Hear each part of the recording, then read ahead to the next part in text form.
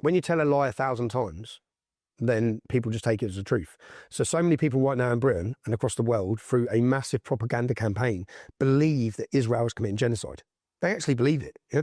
It's a joke. It's a joke if you actually look at the figures, look at the demographical change in Gaza.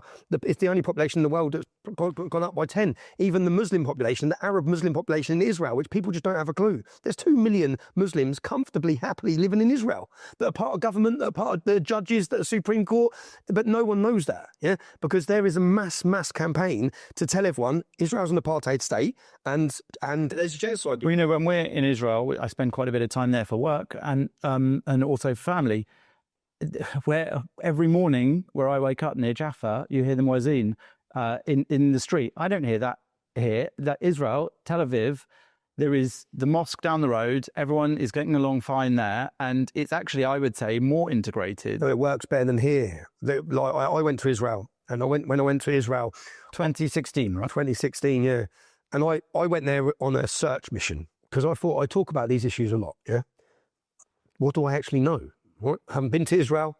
So when I went there, I went to a Fatah-controlled refugee camp in Bethlehem. And I risked my life doing that. It was pretty stupid probably now I think about it. But I paid some young Muslims in Israel that I met. I said, right, I want to get into the refugee camp. And I went with my friend from school. There's pictures of us. He's a black lad. There's pictures of us when they say I'm a Zionist because I'm wearing the kippah near the Wailing Wall. But I'm with my mate. We're just my mate from school, and he liked history, yeah? And we grew up together.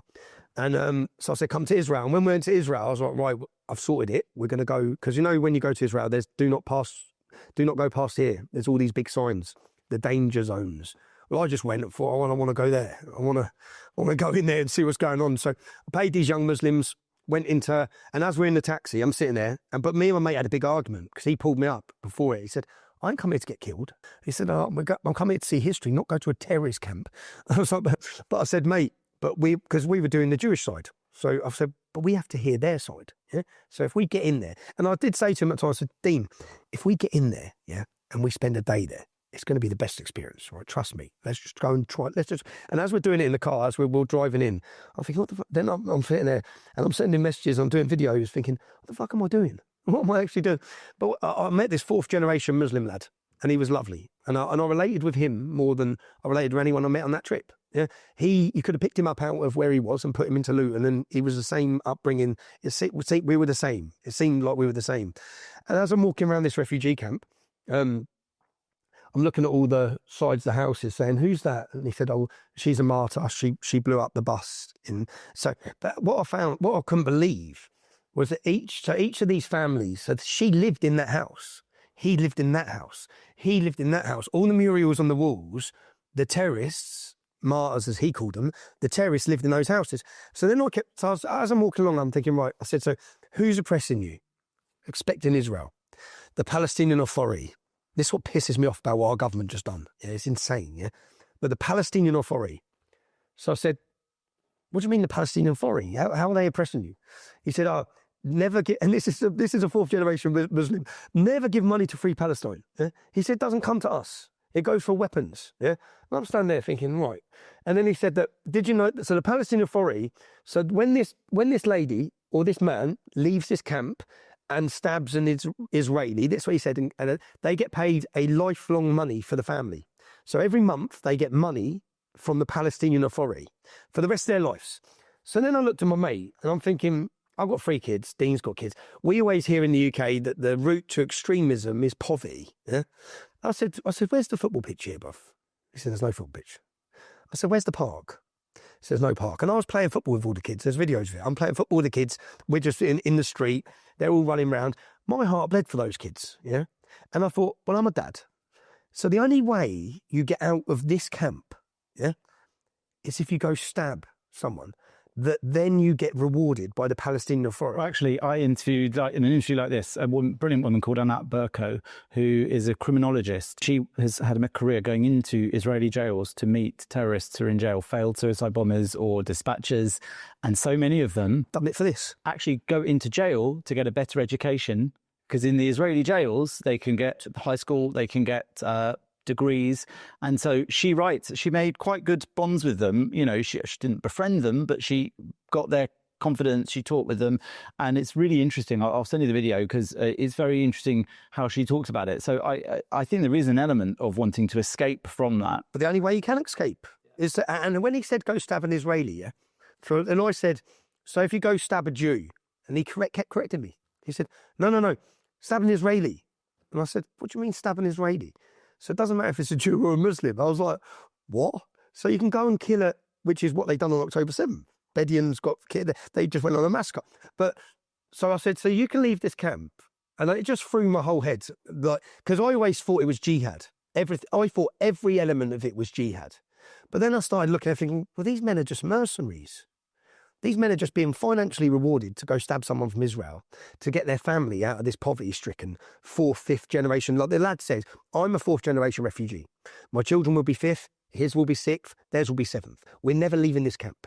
And he said, because it works, and it does work, because I left that camp wanting to give them money. Yeah. So he said, they bring Western politicians here, they walk them around this place, they look at the oppression, yeah. But he didn't mention Israel once. All was about the Palestinian Authority. So then I went and started looking up the Palestinian Authority. Who funds the Palestinian Authority? We do, British taxpayers' money. I couldn't believe it. Who have we just recognised and give a state? We've just recognised the Palestinian state for the Palestinian Authority. So the people in charge of now the state that the British government recognise and fund are the people paying people to go and kill people.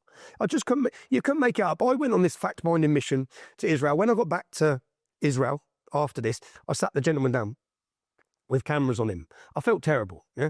But I sat him down and said, can I tell you who I am? And he was like, what? And I said, have you heard of the English Defence League? He said, yeah. I said, so my name's Tommy. I'm founder of the English Defence League. And he was like, he was upset, visibly upset, but he said, why? Why would you have done this? I said, because I had to hear your story, bruv. I had to hear your story. And I wanted to hear your story. And then as I'm in Israel, so on the way back, we're going, there's 1,000 young Arabs, yeah, 1,000 young Arabs. There's someone with a Kalashnikov machine gun. I've got another I Love Israel t-shirt on, yeah. So I said, pull over. And the Arabs are racing camels. So I said, pull over the car. So we pull over the car and I get out and I video and I think, right, Trump had just got elected, yeah. So I think, let's see, I'm thinking someone's going to go mad at me and say stuff about my t-shirt. No one give a shit. No one batted an eyelid. So as I went over and I'm talking to them all about Trump, they all love Trump. Yeah. They said, America strongman. We need this is all the Muslims. We need America strongman. And then I'm asking them, and as we're doing this, there's Jewish families having a picnic. Yeah. So there's 1,000 young Arab Muslim men and Jewish families having a picnic. You couldn't do that in London. Okay. You couldn't visibly have Jewish families sitting having a picnic with 1,000 young Pakistani men, because that family will be getting shit. Yeah, now that's a fact. Whereas in Israel, so I thought, well, this works better than in the UK. It's 2025. America's debt is over $37 trillion, and the dollar just had its worst crash since 1973.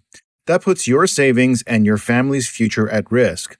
That's why we trust Alpha Omega Gold, a company that stands unapologetically with Israel and supports Stand Tall Israel.